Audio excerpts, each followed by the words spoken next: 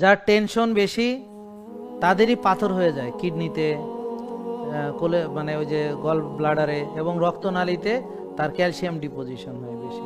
তার মানে টেনশনে হাড় ক্ষয় হয়, টেনশনে মাসেল ক্ষয় হয়, টেনশনে ব্রেন ক্ষয় হয়, টেনশনে শক্তি ক্ষয় হয়, টেনশনে সব শেষ হয়ে যায়।